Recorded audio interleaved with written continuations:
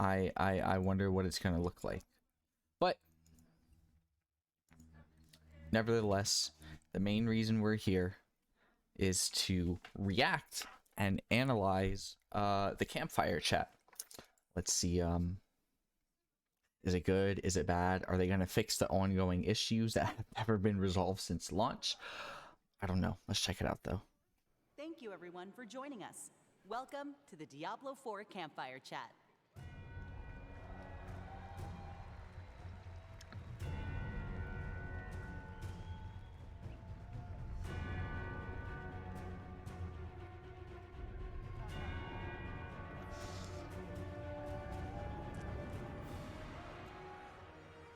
The guy on the left, my favorite guy. Welcome to Blizzcon 2023. Wow, this is crazy.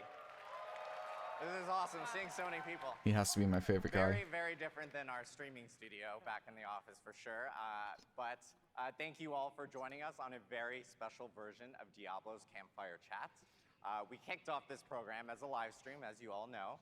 And it's an amazing feeling to see us actually do this here in front of a live audience now at BlizzCon. We have some news to share with you, and before we get into it, I do want to welcome and learn more about our wonderful panelists here for today's Campfire Chat. So let's go right into it. Brent. Hi everybody. This is your first. This is Brent's first time up here. Can you tell us a little bit about yourself?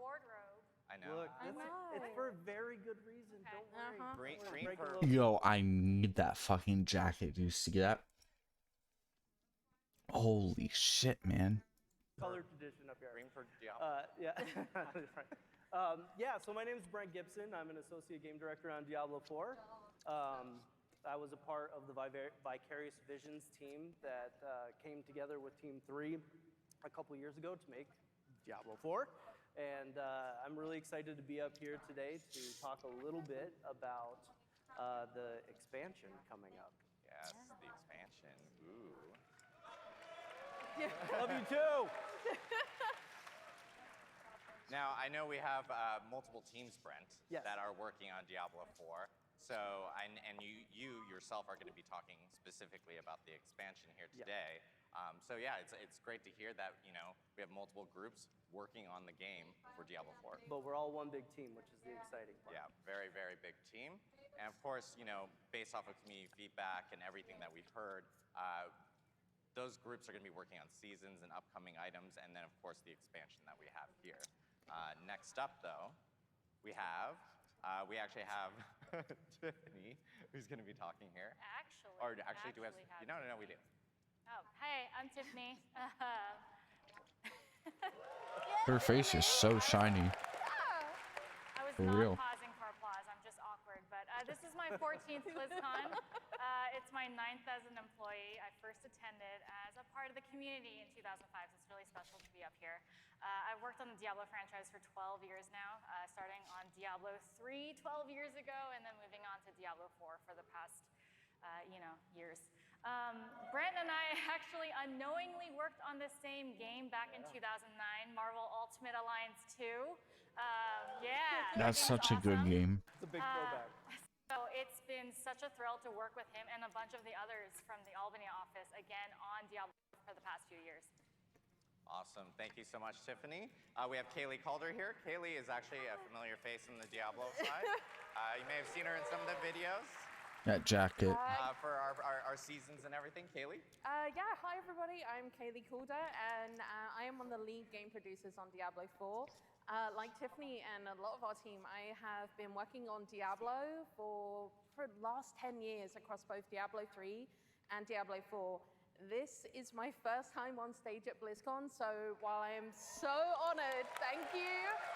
I'm so excited to be here with all of you. I'm a little nervous, but it's so good to see everyone in person. And I'm really excited to talk to you all today about some changes coming. She's probably scared about what everyone's going to say on Twitter if it goes bad. Thank you so much, Kaylee. And of course, we have Mr. Joe Shelley here, a very familiar face on all our Diablo 4 campfire chats. Joe, welcome again. Thank you, Adam, and thank all of you. I really want to thank all of you for being here and submitting questions. We're going to take questions at the end. And really, for all the feedback that you've given us throughout the launch of the game and Season 1, it's incredible to have I don't remember the last time they took questions. But this huge array of other attendees Oh, no. at our campfire. So it's incredible. Exactly. Thank you so much, Joe. And of course, I am Adam Fletcher. I'm the Director of Community for Diablo. Thank you. So weird with an audience. And I will be today's host and moderator. I want to thank you all again for taking the time to join us on this very special Diablo 4 campfire chat. And I do also want to give a huge call out to this amazing plush campfire that we did bring in for this. I joked it's got very soft lighting. There we go, first pun of the day. We're doing well. But to kick off activities, I know the dev team, they do actually have some news to follow up regarding yesterday's announcements. So let me actually pass it off to the team. So, Brent? Yeah, we're really excited to show the sneak peek for the next chapter of Hatred. We've been on pins and needles to share some of the information from the expansion for a very long time. And it's going to be taking us to a brand new place. And it's really cool because it's actually in contrast to that dark gothic setting that we're used to seeing in the main game. We're going to go to some place that has a bit of a different flavor. So for those of you who are new to the franchise, it's going to be new, it's going to be fresh. But for some of you who have been with us all along, we're going to go take a trip down memory lane and actually go to a place that's a little nostalgic. So with that being said, let's take a look.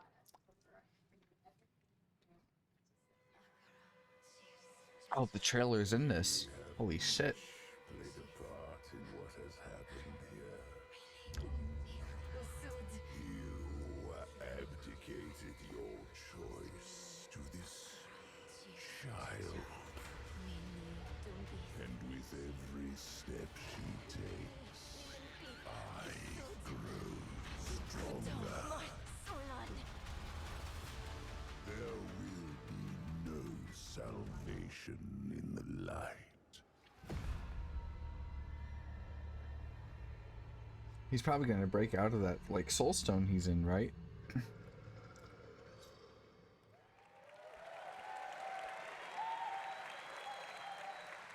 There we have it. It's so cool to see on the big stage. You know, Diablo 4, Vessel of Hatred, coming in late 2024. Yeah. I mean, Brent, what does an expansion mean for Diablo 4? Well, first off, I want to talk a little bit about breaking the color convention. You've been giving me I've got green shoes all on. sorts of grief over my green jacket. I like the green. Yeah, so for us, expansions are important because it's a great opportunity to take one big cohesive step forward. You know, when it comes to Is it really gonna be a step forward? I don't doubt it's not gonna be, but like how much? Because if it's gonna be a step forward like 1.2.1, forget about it. Just not worth it. continuing our dark story, exploring the new region we're going to talk about today, or even new ways to play with new monsters and a new class. We want to make sure that all of these things go New together class? in a really nice way. And I've been joking for a little bit about how this is kind of like making a really good burger, right? You want to I guarantee they're probably gonna bring Amazon back. No joke. make sure that you're pulling in all of the ingredients that you need so that when they all come together and you take one big bite, all those flavors are working together. And so for us, that cohesiveness is really important. So you say burger. There are a lot of variations of burgers. There's like single burgers or like maybe a double-double from In-N-Out or something like that. So hungry now. Yeah. And, What you know, have coming you- from yeah. Albany, In-N-Out, I'm down. That's great. So what kind of burger is this? That's a good question. You know, I guess I look at it as kind of like a bacon barbecue burger with all the classic ingredients, but with like jalapenos, right? Like throw something in that's a little bit spicy, a little bit different. And so a you little have bit green.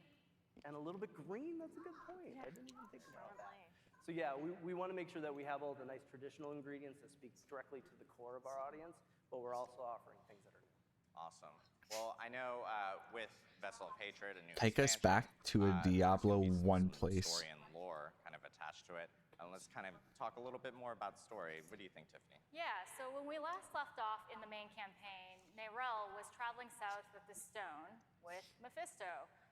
He got himself trapped in there again, as you know he tends to do. She's been following the footsteps of a prophet of light, looking for a way to deal with this stone and the prime evil that's trapped within. She's a really fascinating character because she's a child. Correct me if I'm wrong, Mephisto was never trapped in a soul stone to begin with. That was Diablo. Like, what? But she's been through a ton of trauma, so spoilers if you haven't played the main campaign of Diablo. But here she is, directly challenging the influence of a prime evil, something the Haradrim have always famously failed at. So for players that might be jumping into Diablo 4... I hope she does not overcome it at all and she becomes Mephisto. That would be sick. For the first time with the Vessel of Hatred, they'll have the choice to either play through the main campaign or jump directly into the new chapter. There will be a recap in the game, so you'll have full context to all the events of Sanctuary that played out in the main campaign. So don't worry, you won't miss out on anything if you want to just see what's happening with Neyrelle and explore those jungles. Jungle. All I can think of is Act 2 or probably Act 3 of Diablo 2. That's all I can think of. Act 3 of Diablo 2. I don't remember. Cad Bardu? No, that's in fucking D4. I don't remember what it's called. All right, I love this picture. He's real creepy. It looks like he's coming out of a mud bath of sorts. So this is Mephisto. Now he is my favorite prime evil.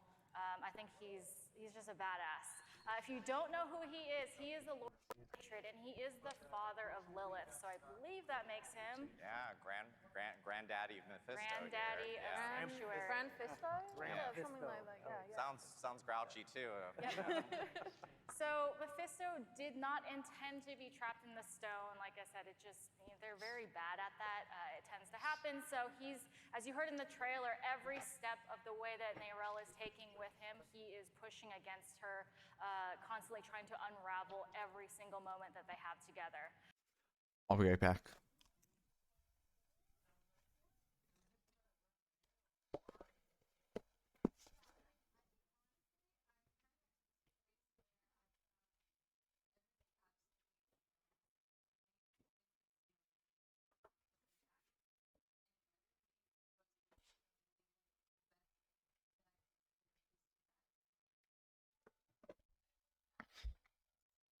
It's in this next chapter in Vessel of Hatred, we're going to find out what is his fate with this stone and what's going to happen with Neyrelle. Yeah, so with Vessel of Hatred, you know, we even saw it a little bit in the teaser. It seems like we're actually going to be, it's going to be taking us to a new place. I know you guys have actually mentioned Nahantu. Can you tell us a little bit more about Nahantu, Brett? Yeah, so we're going to a whole new region called Nahantu. Now, for those of you guys who know the history of Sanctuary, you know that heading south actually means going to Torjan. When we started off with the expansion, we decided as a team to really think about how we're referencing cultures moving forward. And for those of you who may not know, the Torjan people are a real people. And they're an amazing culture. They have beautiful traditions. You should totally look it up. But for us as creatives, we want to make sure that we're always in a position where we're being inspired by, as opposed to lifting from. And so because of that, we decided to review some of our names and make some changes. So how are we kind of doing this game? We've actually decided to fold it in creatively. So for those of the people who are outside of the region, you know, maybe you were from the Dry Steppes, you know this place as Torjan. But the people who are there know it as Nahantu. And so you're going to see that folded into the story in some really creative ways to give that name some power. Awesome. I know we have a lot of cool architecture, like right here, we're seeing kind of what looks to be like a river gate. Yes, so everything starts here at the river gate. We look at Nahantu as a place that's been closed off from Sanctuary. It's been closed off from all the things that have been going on with Lilith over the last several moments of our story. No one cares. And so you can imagine this monolithic statue where the doors have been closed for the last several decades, and now they're open. And we're going to see what happens with Neyrelle as she passes through these gates. If you look at this next image, we like to look at the jungle as this place that is a wild and dangerous place. We also love the idea that it's a living, breathing character of its own. It has its own personality. It expresses itself in different ways throughout the game. And so this concept is a really good example of where things from the outside may have come in, but the jungle's going to reclaim it, right? So you're going to see these branches pulling back some of the architecture that you would see through the region. That looks cool. Been there it does look cool. It's going to live symbiotically with, and so you can watch the river flow through the structures of the area as well. You know what? This is actually one of my favorite concept pieces that we've made for the expansion so far. Because even though it's an environmental scene, it really just shows the depth and scale of the jungle, which is not really like a place we've ever gone to before within Diablo 4 so far. And it really inspired the team as well when they saw it. Just that feeling of like scale and age, I guess, is a good way to describe that. The idea that these roots are so old that they stretch across the chasms in the area. You can see there's a very small character in the middle of that branch. Very hard to see. It creates a sense of scale that allows us to do a lot with the environment, right? So it's not just trees in the area. These trees are actually fixtures or structures of the place as well. You know, we've seen a lot of environments, and I know there's a lot of also architecture here in the haunt too. So can you show us a little bit more about that as well?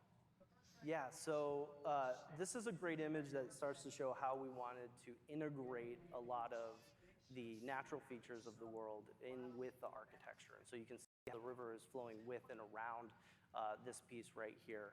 All of this starts The environment from, looks good. Like, called it Kuros. looks serviceable. So for those of you who've been with us for a while, The environment Kuros is not an the iconic place really that important sits part in the heart about. of the jungle. And it's not just a town, it's not just a capital. It's a sprawling city. So you can imagine a lot of these structural elements popping up all over the place. Going back to spreading Kuros. across the entire jungle. And this is just one piece that shows the potential of that. If you take a look at this next one, I love this. This is one of my favorite concepts of the entire package. This is a perfect example on how we're folding in that living, breathing jungle into the architecture. I got to give a huge shout out to the team. The level of detail that we put into this is absolutely incredible. They pay attention to our environments just as much as one of our characters. So all the detail that we put into Lilith or Inarius is the same amount of detail as you would see in a piece like this. So big shout out to the team. It looks good. Yeah. Blizzard's art team always carries So I know, everything. Straight up.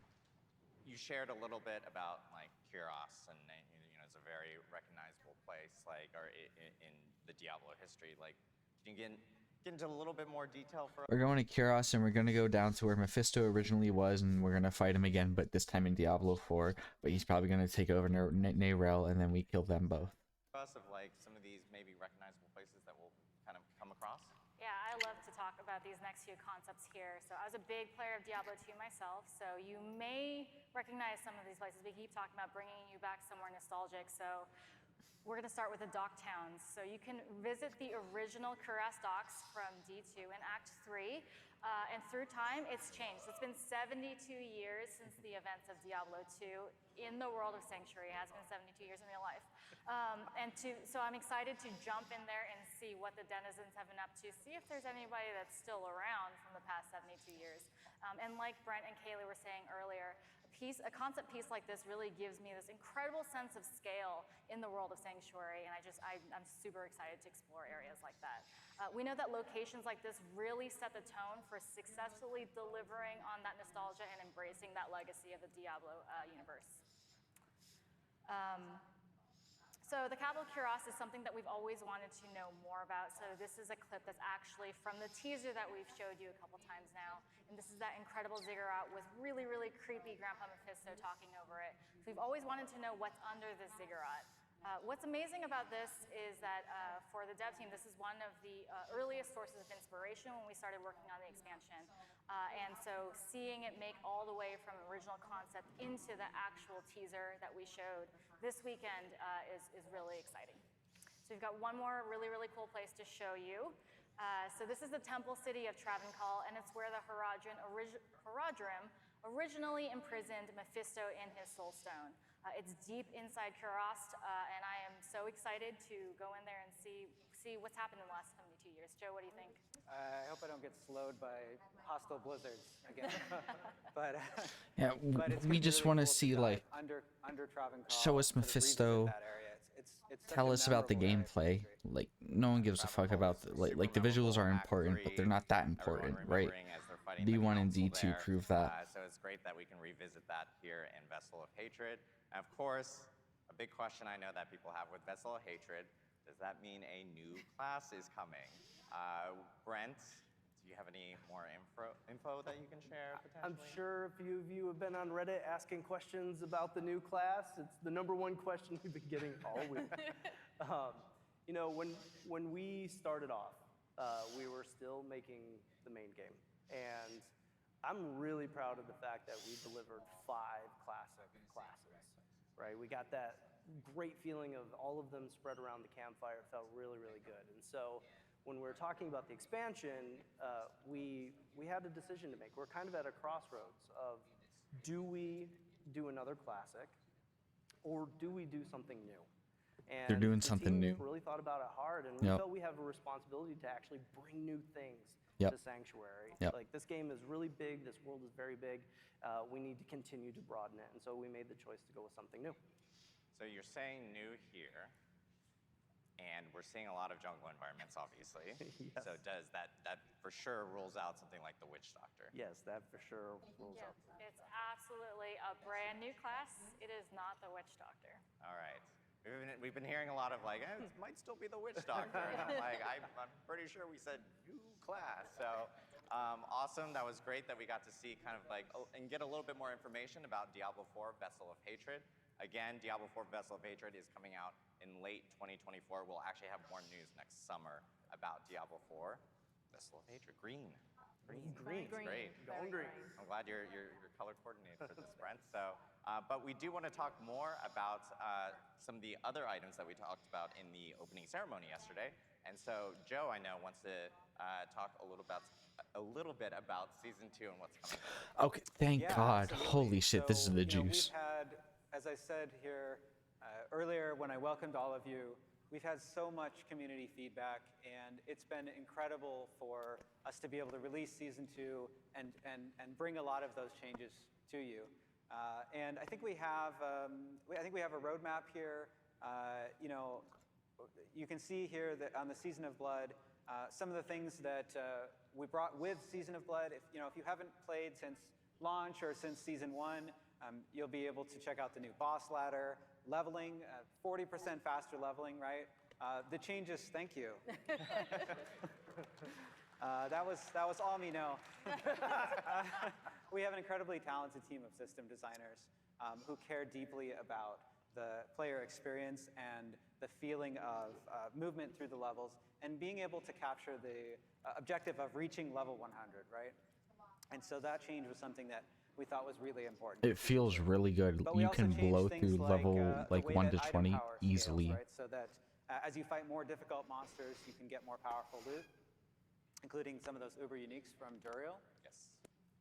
And so many other quality of life changes. The mount, I think, is transformed. And that's not It's all not we that- have in store it's for not the season 2. best, Like but we it's were talking much about better. In the opening ceremonies, we made some announcements, and we want to get into more detail about those here today. And a little bit of a sneak peek at, you can see here, season of, I'm going to say the orange text. Yes, that's definitely a final name. Yeah. Final Ship name. it. No, we're not quite ready to release the season name, but we have a sneak peek of one of the features coming with leaderboards and the gauntlets. So we're really excited to talk about those. Let's jump into it. Yeah, so we're going to kick things off with some updates to Season 2 that are coming really, really soon. Oh. Literally, this coming Tuesday, November 7th, we are going to be adding 2 days. unique rings, which were called the Malignant Rings. Developing Seasons is an opportunity for us to look for ways to bring things back that you, our players, really enjoyed and really engaged with. It doesn't mean that we'll bring things back from every season, but we will look for opportunities, especially when the community is letting us know how much they enjoyed it, and also we also had a lot of fun with these. This also is an opportunity for us to kind of revisit those powers, because these are coming not just on to the season, but also to the Eternal realm. Yep. So these As it powers should. you're about to see on these rings, we've tweaked them slightly so that they work with the other uniques in the game, but we feel they're really going to add something for each class and kind of complete their continual I want to build play with their my kit and that fantasy. auto cast You're gonna be corpse able to skill get these by defeating bone spear Varshan, necro. So I hope everyone's been saving their materials. You do have a little bit of time to farm more if you didn't. So yeah, with that said, we're actually going to move to the next image, and we're going to take a look at these. So I originally was going to talk to Brent about his rogue, but when we started doing this, he saw the barbarian ring and switched on me. I'm sorry. I Just threw the the whole worst. thing But off. so for our rogues out there, for those of you, if use your subterfuge skills. It's going to spawn a decoy. It's going to taunt enemies, and then it's going to explode for a really nice amount of damage. Think you're going to have a lot of fun. Adam, this is for you and the rest of the sorcerers out there. Yes, Ball Lightning Crew. Yeah. Well, okay, maybe this will, you'll try something a little different than just ball lightning. Wasn't For the Talrasha a sorcerer, each necromancer? element that you deal damage with is going to give you increased damage, and then dealing elemental damage again is just going to refresh that duration. So sling fireballs, lightning ball as well, and keep increasing that damage. We have 3 more classes to take a look at. So next up now is the Barbarian. So for our Barbarians out there, when you use, there you are, I knew you were out there somewhere. When you next cast Hammer of the Ancients, Upheaval, or Death Blow, it's guaranteed to be a crit. And that crit's gonna deal bonus critical strike damage as well. Exactly, so hit them hard and hit them often, guys. And I definitely know there's a few druids out there, you guys who don't want to forget about you. Exactly. Oh, Druid's got the loudest crowd here. I know. You see that? So for druids, Like, this necromancer ring is genuinely so broken. It is so broken. You can play Bone Spear Necro and put on that one, I can't remember what the name of the gloves are called, but it's the gloves where when you cast Corpse Explosion, the corpses run towards the mob. You put on this ring, you put on that unique, that's it. Like, you just get free Corpse Explosions, and you never have to cast it one single time. you are casting your ultimate skill, it is going to draw enemies in and deal a huge amount of damage based on your willpower. It will do that when you cast your ultimate, and then 5 seconds after. And then lastly, the Necromancer. Necromancers, rise up! That's right. There's actually 3 Necromancers up here, because 3 of us are playing it this season. Total coincidence. So we all love this power, and we know everybody else loves this, so we are bringing back that walking near your corpses is going to automatically activate one of the following skills, which is Corpse Tendrils, Corpse Explosion, or Raise Skeleton. So yeah, that's going to be the Malignant Rings, and as we said, you're going to be able to get them from Killing Varshan starting on November 7th, so next week. That's everybody. so huge. Awesome. Thank God they you so brought much, that back. Kaylee. And again, we're super excited about bringing Necro in these more back powers for on Season 1. the Thanks menu. to community feedback and you guys actually wanting these powers back in, we were able to get these in these new rings that will be coming out on Tuesday. And again, patch notes actually are going to be available on Diablo4.com for that patch immediately after this panel, so you guys can actually see what's in that update for players on Tuesday, which is awesome to see. So, but we do also have some more information to talk about. Even more Yes, stuff. we have some more events taking place in early December. Haley is going to jump right in. I'll kick us off. Yeah, December 5th is our next update for Season 2. And we've got some additional updates coming in, some quality of life things, and then something Joe is going to talk about. But I'm going to talk about some additional changes to the Occultist. Chris mentioned this yesterday in opening ceremony. So for those of you who may not know, enchanting is what allows you to replace an affix on an item with another. And those that are familiar with it will notice when you go and visit from December 5th, there is a new view affix, possible affix 6 button. I can't remember it. Yeah. view possible affixes. And when you click on that, it's going to give you a list of the affixes that one could roll into. So that way you're not kind of just blindly guessing and hoping that the one you've picked is going to give That's a very good change. We Gotta think be real. This update, along with the gold changes we have made, is really going to help everybody optimize their builds and continue to have fun in the end game. We have also heard feedback about affixes and how some of them aren't serving you in the ways you want. We do have plans to talk about both changes to affixes and itemization in the future, but we're not quite ready to talk about it right now. Mm-hmm. Yeah, that's right. This is a really It is what it important is, I change, guess. And itemization is one of the itemization and endgame are the two things that we're laser focused on right now. We're going to talk As a you little should bit more be. about that right up here next with Avatar Zir. Yeah, and you know, it's awesome to see these occultist changes because obviously community feedback has been, we've heard you guys like that is, you know, blindly choosing different affixes has been very, very difficult, but with the changes with the Stupid. cost plus this will be much better. Especially in and season this update, 1. of course, hitting on December 5th. But other feedback that we've heard a lot about, and Joe knows this as well, has been about endgame. And so I know you wanted to talk a little bit about a new kind of endgame feature that's coming in season 2. So Joe, yeah, do you want to talk a little bit about it? Yeah, so we want to add more endgame, and then we want to add some more endgame, and then Some more? we're going to add more endgame. Yeah, we're going to add some more after That's that. Oh, Okay, thank yeah. God.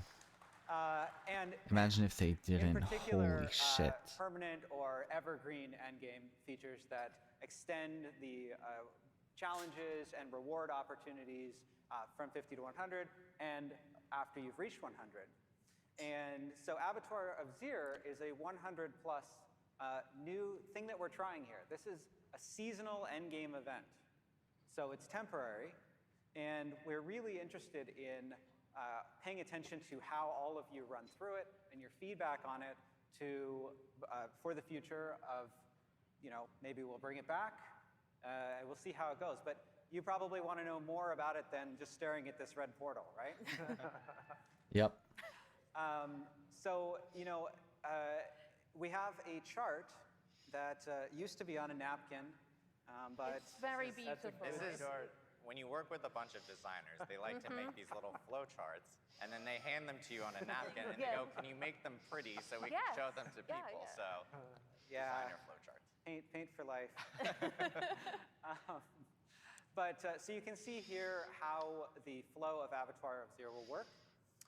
After you complete the final step of the season journey, you'll be ready to face off against the Avatar. And this is a very, very difficult area. You're going to need to bring all of your skill, but also I'm you're going to need to confused. bring the very best builds. Not every build is going to be able to succeed in Avatar Zir.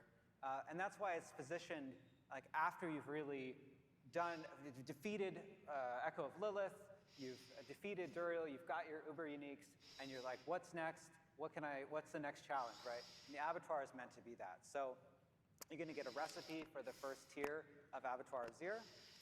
When you complete that first tier, you're going to get a recipe for the next tier. And I want to state that there are 25 tiers of Avatar of Zir.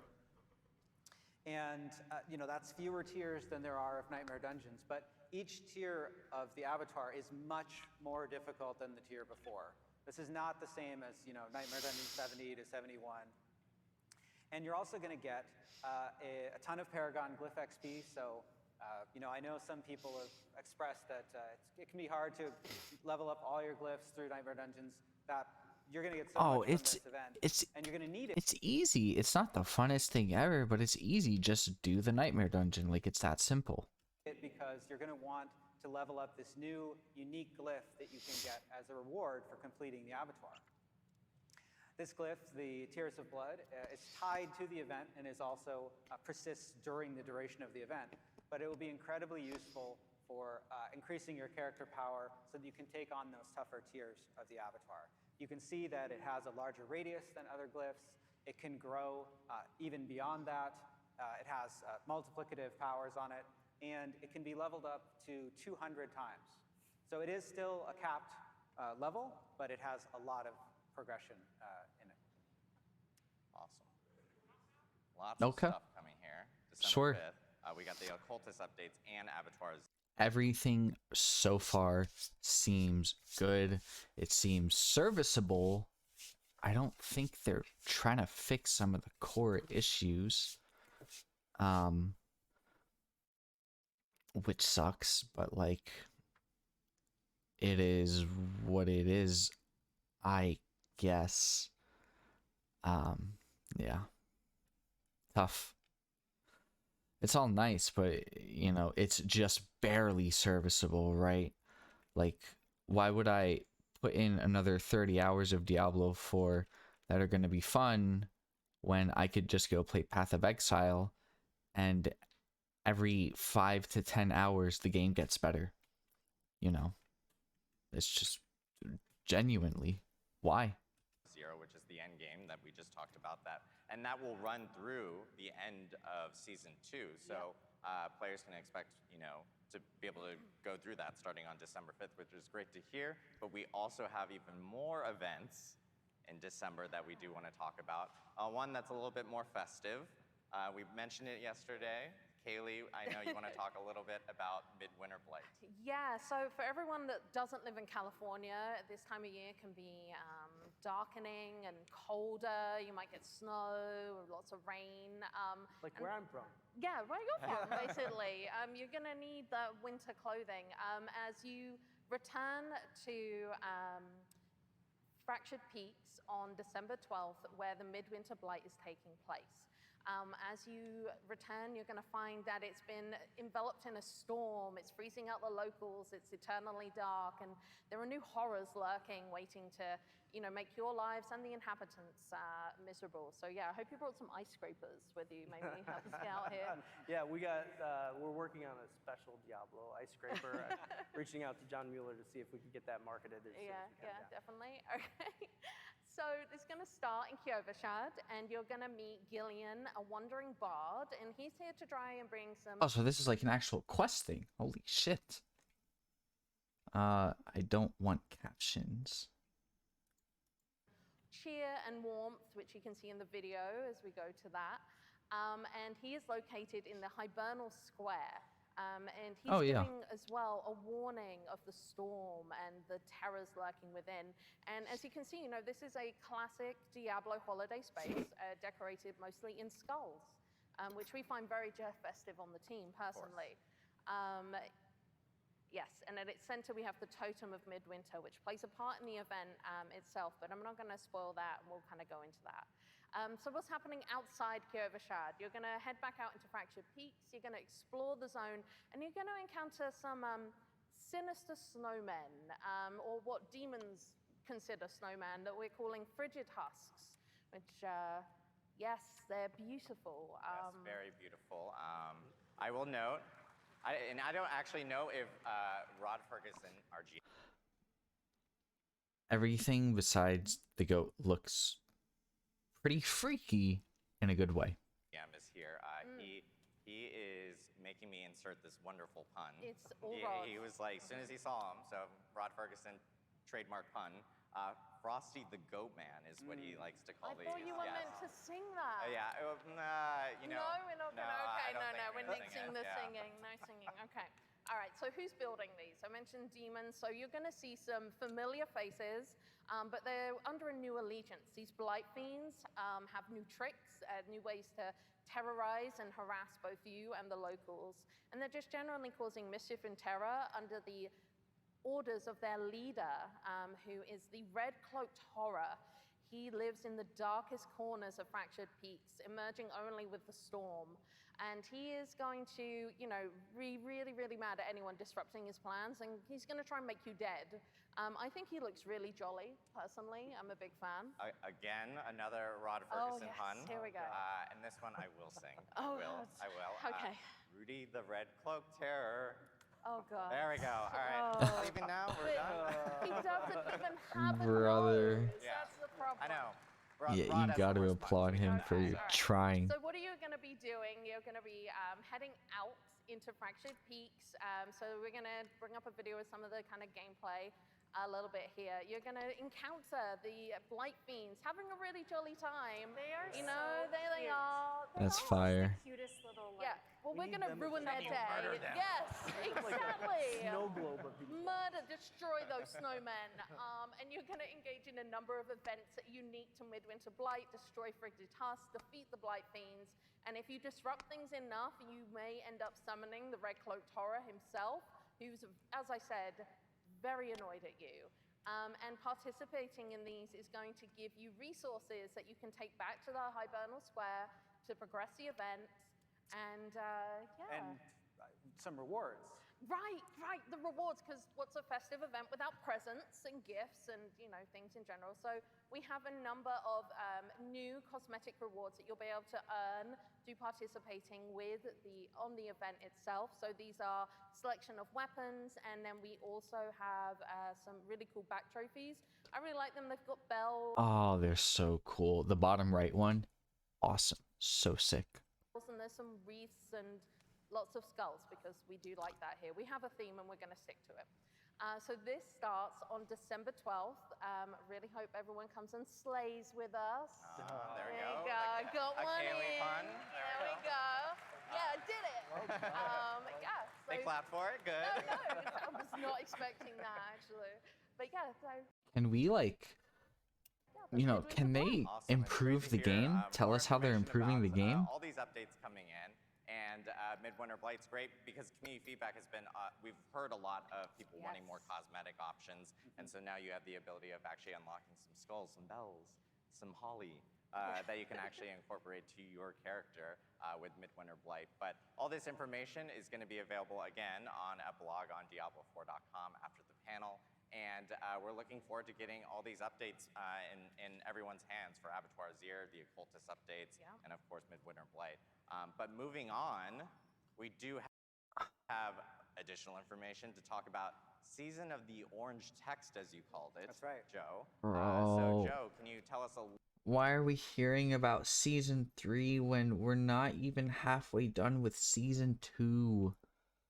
Like, holy fuck. What about the issues that are still ongoing? Are we just supposed to forget about them because we're getting a holiday event and we're getting a new challenge after we beat Uber Lilith? Like, oh my little bit more god. about, what's coming there? Yeah, so more endgame. More endgame. Yeah.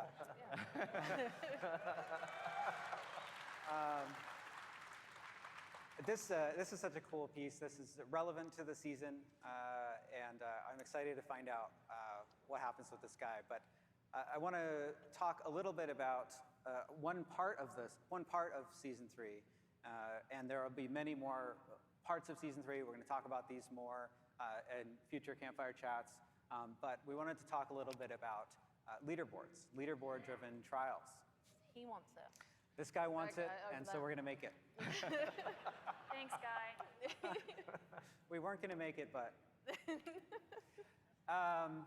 And so the way this is going to work is when Season 3 players reach World Tier 4, they're going to be able to compete in the Gauntlet, which is a fixed seed, non-linear dungeon Okay. where your mastery and your skill are going to be needed to achieve the highest scores. And Okay. those best scores are going to appear on the leaderboards.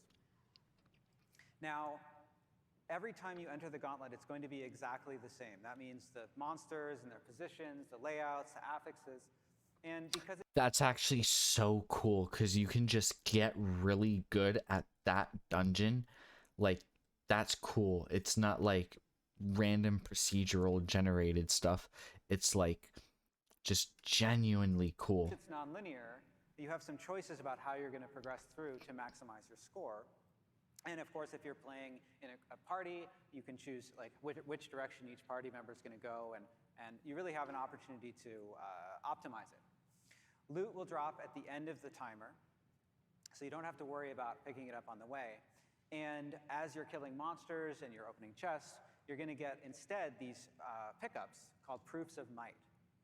They drop from all of this types of content, and you'll have a limited amount of time to collect as many as possible to maximize your score. That's so cool. That's so cool. That's genuinely so cool. So at the beginning of each week, a new gauntlet is going to replace the current one, and the leaderboards will reset.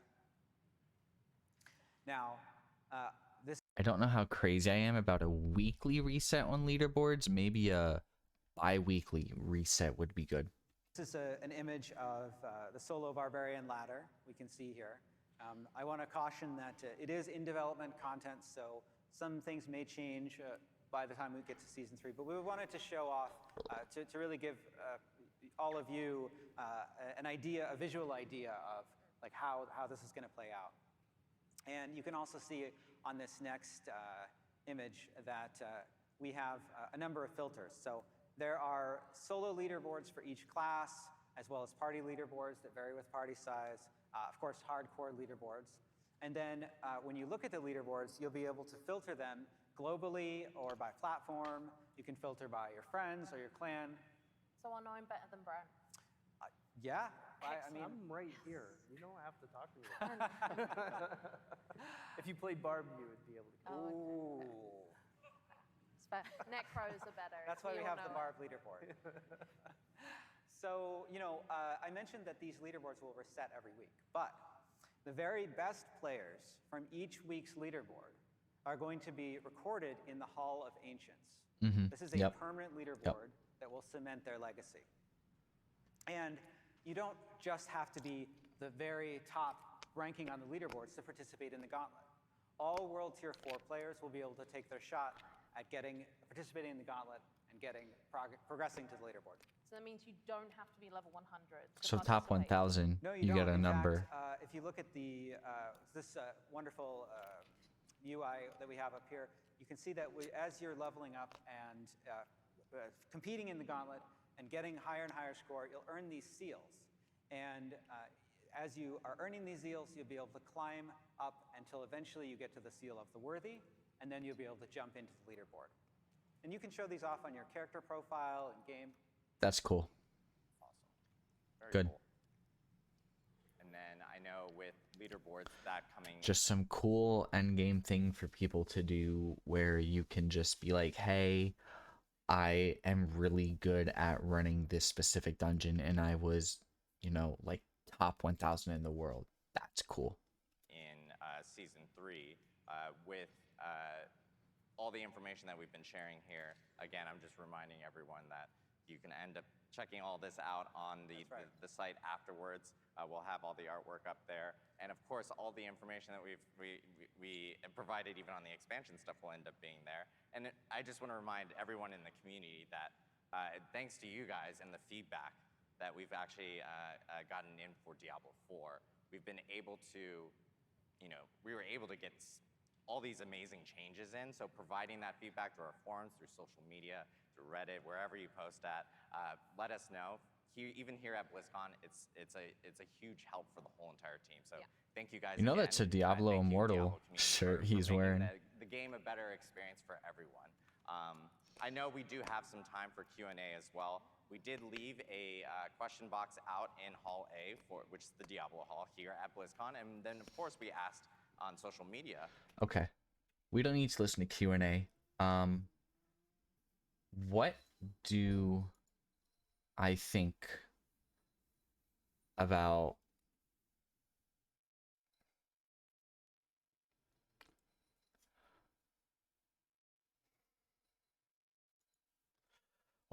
about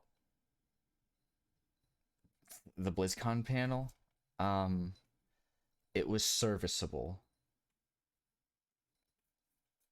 I would really like some fixes for being able to earn Paragon Glyph XP outside of Nightmare Dungeons and stuff like that. I would like for me to be able to do something else instead of just Nightmare Dungeons. But overall, BlizzCon was serviceable. That was it. It was nothing more, which is disappointing. Expansion seems cool, but that's not going to come until probably like September of next year. Yeah. So tough. That was not a good BlizzCon for D4. by any means whatsoever. Um, it's almost like they are like, being like, it's okay if we bleed our player base to Path of Exile. It's kind of like they've given up. Really is just, that's tough.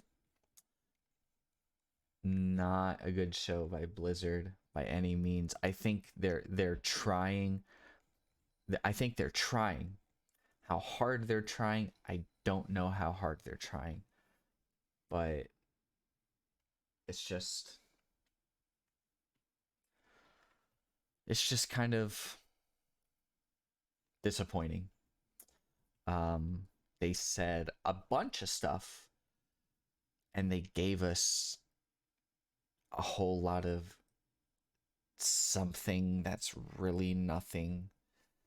So I guess it is what it is. I don't know. That's just my opinion on BlizzCon. I hope the team does better because they have not fixed a lot of the core issues. I'll be frank, the game is still good. Don't get me wrong. But it's almost like, why would I play D4 when I could play Path of Exile at this point? Like, why would I? Genuinely. Yeah. That's just my opinion on BlizzCon. Sucks to suck.